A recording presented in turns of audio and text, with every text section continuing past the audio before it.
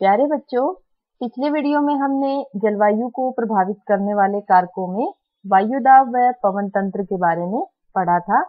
आज हम इस वीडियो में भारतीय मानसून के बारे में पढ़ेंगे। बच्चों, मानसून शब्द की उत्पत्ति अरबी भाषा के शब्द मौसम से हुआ है, जिसका अर्थ है एक वर्ष के दौरान वायु की दिशा में परिवर्तन। देखिए बच्चों, जैसा कि आप चित्र में देख सकते हैं, भारतीय प्रायद्वीप। बच्चों, प्रायद्वीप का अर्थ होता है वह अक्षेत्र जो 3 ओर से पानी से घिरा हो। हमने भूगोल के सेकंड चैप्टर भारत के भौतिक स्वरूप में प्रायद्वीप के बारे में पढ़ा था।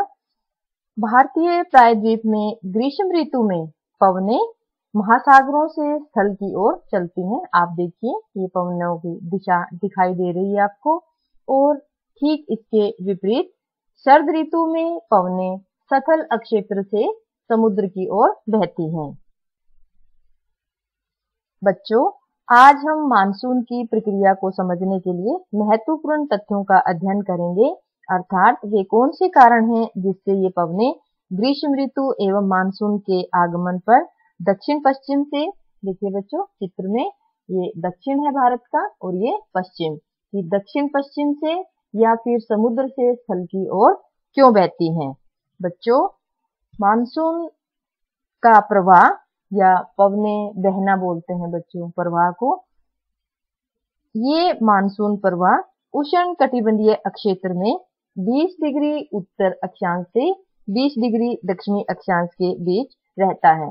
देखिए बच्चों, यह भूमध्य रेखा है और यह 23 डिग्री 30 मिनट कर्क रेखा, यानी इससे थोड़ा सा नीचे ये 20 डिग्री उत्तरी अक्षांश और इसी तरह दक्षिण में 20 डिग्री दक्षिणी अक्षांश के बीच मानसून का प्रवाह रहता है। इस प्रवाह को समझने के लिए हम महत्वपूर्ण कारकों का अध्ययन करेंगे एक एक करके। मानसून की प्रक्रिया को समझने के लिए महत्वपूर्ण तथ्य देखते हैं।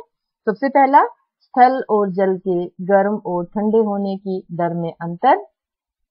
दूसरा है बच्चों, गर्मियों में अंतः, ये शब्द मिसप्रिंट है बच्चों, अंतः उष्ण कटिबंधीय अभिसरण अक्षेत्र या इसे इंग्लिश में ITCZ भी पढ़ेंगे, की स्थिति में परिवर्तन होना।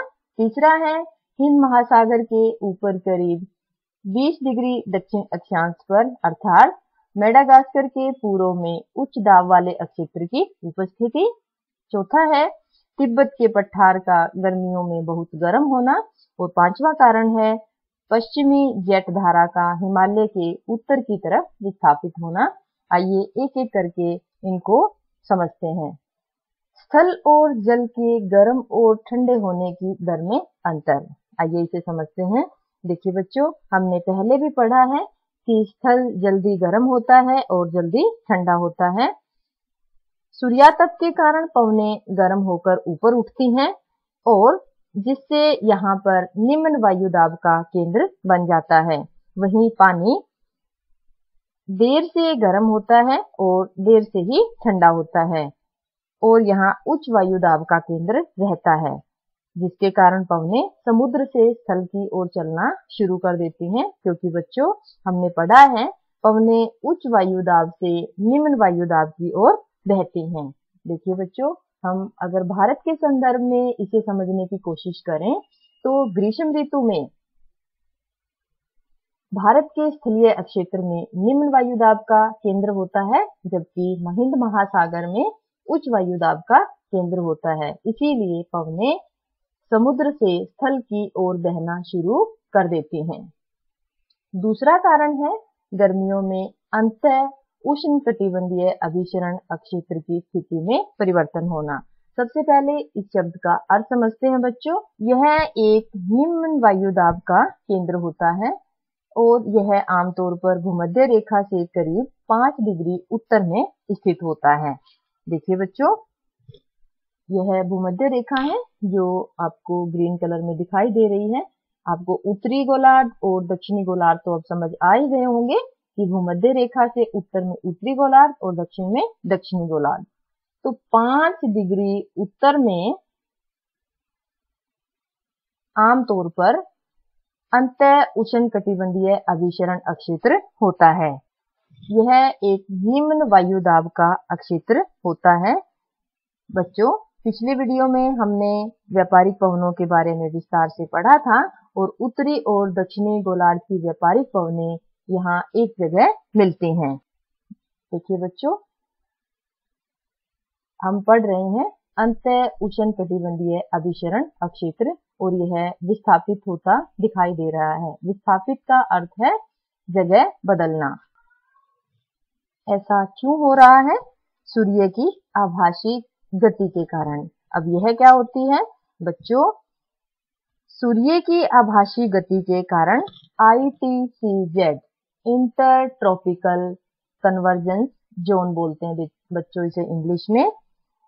आभासी गति के कारण, सूर्य की आभासी गति के कारण ITCZ अक्षेत्र उत्तर या दक्षिण की ओर खिसकता रहता है, जैसा कि आप चित्र में देख सकते हैं। आभासी गति का अर्थ है आभास होता है या लगता है सूर्य एक स्थान से दूसरे स्थान की ओर खिसक रहा है, परंतु बच्चों वास्तव में सूर्य स्थिर है और पृथ्वी घूमती है, इसीलिए आभासी शब्द का इस्तेमाल किया गया है। जो आइए जानते हैं ITCZ। हिंदी में बोलेंगे अंतः उष्णकटिबंधीय अभिसरण अक्षेत्र और इंग्लिश में बोलेंगे इंटरट्रॉपिकल कन्वर्जेंस जोन। इसमें परिवर्तन क्यों होता है बच्चों? जैसा कि आप देख सकते हैं कि मार्च में सूर्य की किरणें, देखिए बच्चों ये सूर्य है और ये धरती सूर्य के चारों ओर चक्कर काट रही है। हम बात कर रहे हैं मार्च की, तो मार्च में स्थिति देखते हैं। मार्च में सूर्य की किरणें भूमध्य रेखा पर सीधी गिरती हैं। इसके कारण ITCZ यानी अंतः उष्णकटिबंधीय अभिसरण अक्षेत्र में निम्न वायुदाब का केंद्र बन जाता है। लेकिन जून तक आते आते सूर्य की किरणें कर्क रेखा पर सीधी गिरती हैं। देखिए बच्चों, यह भूमध्य रेखा है और यह कर्क रेखा 23 डिग्री 30 मिनट और इसी तरह दक्षिण में 23 डिग्री 30 मिनट मकर रेखा। बच्चों, उष्णकटिबंधीय, उपोष्णकटिबंधीय, विषुवत रेखा, कर्क रेखा, मकर रेखा, ये तो बिल्कुल आपके जहन में बैठ जानी चाहिए अभी तक, तभी यह जलवायु का कंसेप्ट हमें समझ आएगा। तो हम बात कर रहे थे कि जून में स्थिति कैसी है। देखिए, सूर्य की किरणें कर्क रेखा पर सीधी गिरती हैं, तो निम्न वायुदाब का केंद्र कर्क रेखा पर बन जाता है। और आपको पता है बच्चों, कर्क रेखा लगभग भारत के बीच से गुजरती है। जो भी हम कंसेप्ट पढ़ रहे हैं वो भारत के संदर्भ में हमें देखना है। हर जगह भारत का मानचित्र लगाना और उसे समझाना थोड़ा मुश्किल है, इसीलिए कर्क रेखा आपको ध्यान रखनी है। और हम पढ़ रहे हैं कि सूर्य की किरणें कर्क रेखा पर सीधी गिरती हैं। तो ITCZ यानी इंटरट्रॉपिकल कन्वर्जेंस जोन जो है वो कर्क रेखा पर बनता है जून में। सितंबर के आसपास सूर्य की किरणें फिर से भूमध्य रेखा पर सीधी गिरती हैं और ITCZ सितंबर में फिर से भूमध्य रेखीय क्षेत्र में आ जाता है। लेकिन दिसंबर की अगर हम बात करें तो ITCZ या निम्न वायुदाब का क्षेत्र जो है बच्चों वो मकर रेखा पर होता है। आपको ध्यान है कि जब भारत में दिसंबर में सर्दियां होती हैं तो सूर्य मकर रेखा पर चमकता है। इन्हीं कारणों से ITCZ लगातार शिफ्ट होता जाता है। देखिए बच्चों, ग्रीष्म ऋतु में ITCZ की स्थिति देखते हैं। गंगा के मैदान की ओर ITCZ खिसक जाता है। ये निम्न वायुदाब का केंद्र बन जाता है। गंगा का मैदान बच्चों यह हिमालय पर्वत है और आपको ध्यान है कि गंगा नदी हिमालय से निकलती है और बंगाल की खाड़ी में गिरती है। तो हम इस क्षेत्र की बात कर रहे हैं गर्मियों में, जहां निम्न वायुदाब का केंद्र बन जाता है और यह दक्षिण पश्चिम पवनों को आकर्षित करता है। देखिए बच्चों, ये दक्षिण पश्चिम पवनें हैं जो निम्न वायुदाब के केंद्र की ओर चलेंगी, क्योंकि दक्षिण में ग्रीष्म ऋतु में उच्च वायुदाब का केंद्र होता है। अच्छे से समझ आ गया होगा आपको।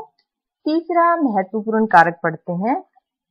मेडागास्कर के पूर्व में उच्च वायुदाब की अक्षेत्र की उपस्थिति। देखिए बच्चों, यह अफ्रीका महाद्वीप है और यह मेडागास्कर है, और मेडागास्कर के पूर्व इस अक्षेत्र की बात हम कर रहे हैं। यहाँ उच्च वायुदाब का केंद्र बन जाता है। क्यों बन जाता है? आपको याद होगा कि इस क्षेत्र में ठंडी समुद्री धाराएं बहती हैं, जिससे यहाँ पर उच्च वायुदाब का केंद्र बन जाता है। इसी समय बच्चों सूर्य कर्क रेखा पर चमक रहा होता है, जिसकी वजह से ITCZ का जो क्षेत्र है वो गंगा के मैदान में बनता है। अभी हमने पिछली स्लाइड्स पे पढ़ा है। तो पवनें उच्च वायुदाब से निम्न वायुदाब की ओर बहती है। मेडागास्कर के पूर्व में जब उच्च वायुदाब का क्षेत्र बनता है तो पवनें बच्चों उच्च वायुदाब से निम्न वायुदाब की ओर बहना शुरू कर देती हैं, और निम्न वायुदाब का क्षेत्र हमने पढ़ा था गंगा का मैदानी इलाका। मानसूनी प्रक्रिया को प्रभावित करने में कारण पढ़ रहे हैं हम। तो चौथा महत्वपूर्ण कारक है बच्चों, तिब्बत के पठार का गर्मियों में बहुत गर्म होना। तिब्बत का पठार जो है वो हिमालय पर्वत के उत्तर में है। हिमालय पर्वत ड्रॉ किया है और तिब्बत का पठार आपको दिखाई दे रहा है। हमने यहाँ पढ़ना है निम्न वायुदाब का केंद्र क्यों बनता है। बच्चों, तिब्बत का पठार आग्नेय चट्टानों से निर्मित है और ITCZ यानी निम्न वायुदाब का क्षेत्र है, और सूर्य की किरणें यहाँ सीधी गिरती हैं, जिसके कारण तिब्बत का पठार अत्यधिक गर्म हो जाता है और यहाँ निम्न वायुदाब का केंद्र बन जाता है। जैसा कि हमने पढ़ा है कि मेडागास्कर के पूर्व में ग्रीष्म ऋतु में उच्च वायुदाब के कारण पवनें निम्न वायुदाब की ओर बहना शुरू कर देती हैं। बच्चों, मेडागास्कर के पूर्व में हम पढ़ रहे थे। मेडागास्कर यहाँ दिखाना संभव नहीं हो पाया था, लेकिन अरेबियन सी से भी आगे हम हिंद महासागर की अगर बात करें तो अफ्रीका महाद्वीप के पूर्व में हमने मेडागास्कर की स्थिति देखी थी। तो हम पढ़ रहे हैं कि मेडागास्कर से जब पवनें निम्न वायुदाब की ओर, मेडागास्कर के पूर्व में उच्च वायुदाब से पवनें निम्न वायुदाब की ओर क्यों बहती हैं, तो उसमें एक कारण यह भी है कि गर्मियों में तिब्बत का पठार अत्यधिक गर्म होकर निम्न वायुदाब का केंद्र बनाता है। पांचवा कारण है पश्चिमी जेट धारा का हिमालय के उत्तर की तरफ विस्थापित होना। बच्चों, आपको याद होगा कि सर्दियों में जेट धाराएं हिमालय के दक्षिण में बहती हैं। देखिए बच्चों, यह जो येलो कलर में दिखाई गई है, यह सर्दियों में बहने वाली पश्चिमी जेट धारा है, और पश्चिमी विक्षोभ के कारण उत्तर भारत में वर्षा भी होती है। वहीं ग्रीष्म ऋतु में ये जेट धाराएं विस्थापित हो जाती हैं, अपना स्थान बदल लेती हैं। जेट धारा हिमालय के उत्तर में शिफ्ट हो जाने के कारण दक्षिण पश्चिम मानसून को प्रभावित नहीं करती। येलो कलर में बच्चों ये सर्दियों में बहती है जेट धारा, और जो पिंक कलर में है यह ग्रीष्म ऋतु में हिमालय पर्वत के उत्तर में से बहती है। अगर ये जेट धारा शिफ्ट ना होती और हिमालय पर्वत के दक्षिण में ही रहती तो दक्षिण पश्चिम मानसून को प्रभावित कर सकती थी। आइए बच्चों, इन पांचों फैक्टर्स को एक बार फिर से समझने की कोशिश करते हैं। पहला कारण हमने पढ़ा कि स्थल और जल के गर्म होने की दर में अंतर के कारण पवनें ग्रीष्म ऋतु में समुद्र से स्थल की ओर चलती हैं। पहला कारण आपको समझ आ गया होगा। पवनें बच्चों हमेशा इस तरीके से दिखाई जाती हैं। हमने दक्षिण पश्चिम मानसून पढ़ने की कोशिश की है और यह कारण जानने की भी कोशिश की है कि दक्षिण पश्चिम मानसून समुद्र से स्थल की ओर क्यों चलता है। दूसरा कारण है बच्चों ITCZ का गंगा के मैदान में विस्थापित हो जाना। देखिए बच्चों, ये गंगा का मैदान हमने पढ़ा, हिमालय क्षेत्र से दक्षिण में गंगा के मैदान में ITCZ शिफ्ट हो जाता है और तीव्र निम्न वायुदाब का केंद्र बनता है। और यह किसको प्रभावित करेगा? यहाँ कौन सी पवनें आएंगी? जो मेडागास्कर के पूर्व में उच्च वायुदाब के केंद्र बनने के कारण पवनें निम्न वायुदाब की ओर बहना शुरू कर देंगी। फिर हमने पढ़ा बच्चों, तिब्बत के पठार का अत्यधिक गर्म होने के कारण भी पवने, दक्षिण पश्चिम जो पवने हैं वो निम्न वायुदाब की ओर बहना शुरू कर देंगे। पांचवा कारण हमने पढ़ा बच्चों, जेट धाराएं हिमालय के उत्तर में शिफ्ट हो जाती हैं, जिसकी वजह से ये मानसून को प्रभावित नहीं करती। कुल मिलाकर संक्षेप में बच्चों, उत्तरी भारत में निम्न वायुदाब का केंद्र बनता है और दक्षिण में उच्च वायुदाब का केंद्र बनता है। पवनें उच्च वायुदाब से निम्न वायुदाब की ओर बहती हैं, जिसके बारे में हम अगले वीडियो में विस्तार से पढ़ेंगे। हमने अभी तक मानसूनी प्रक्रिया को सकारात्मक रूप से प्रभावित करने वाले कारकों के बारे में पढ़ा है। आइए एक और कारण को समझते हैं जिससे मानसूनी पवनें कमजोर होती हैं या ऋणात्मक रूप से प्रभावित होती हैं। बच्चों, सामान्यतः दक्षिणी प्रशांत महासागर के उष्ण कटिबंधीय पूर्वी भाग में, अब इसे समझते हैं बच्चों, प्रशांत महासागर, ये उत्तरी प्रशांत महासागर है और ये दक्षिणी प्रशांत महासागर। यहाँ उष्ण कटिबंधीय अक्षेत्र की बात करेंगे तो बच्चों यह विषुवत रेखा है और 23 डिग्री 30 मिनट उत्तरी अक्षांश, ये दानेदार लाइन है बच्चों जो कर्क रेखा है, और इसी तरह दक्षिण में 23 डिग्री 30 मिनट दक्षिणी अक्षांश की बात करें तो इन दोनों के बीच का जो अक्षेत्र है यह है उष्ण कटिबंधीय अक्षेत्र। दक्षिणी प्रशांत महासागर के पूर्व का जो उष्ण कटिबंधीय अक्षेत्र है, इस अक्षेत्र की हम बात कर रहे हैं। इस भाग में उच्च वायुदाब का केंद्र होता है तो हिंद महासागर में निम्न वायुदाब का केंद्र होता है। यहाँ उच्च वायुदाब का केंद्र क्यों होता है बच्चों? क्योंकि पेरू के आसपास के अक्षेत्र में ठंडी जलधाराएं बहती हैं। बच्चों, जो ब्लू कलर में दी हुई है ये ठंडी जलधारा है और जो रेड कलर में दी हुई है ये गर्म जलधारा है। अब आप उच्च वायुदाब का अक्षेत्र समझ गए होंगे कि पेरू के आसपास क्यों रहता है और हिंद महासागर में निम्न वायुदाब का अक्षेत्र हम पढ़ेंगे।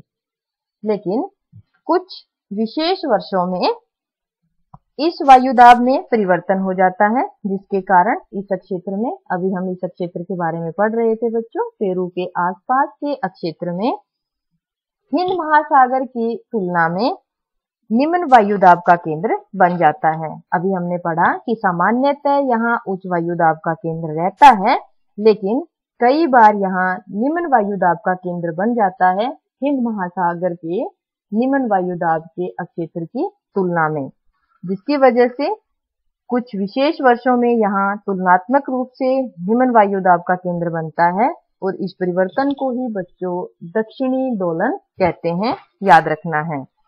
दक्षिणी दोलन की परिभाषा देखिए, दाब परिस्थितियों में, दाब का मतलब क्या हुआ बच्चों? निम्न वायुदाब है या उच्च वायुदाब है। दाब परिस्थितियों में समय समय पर होने वाला परिवर्तन दक्षिणी दोलन कहलाता है।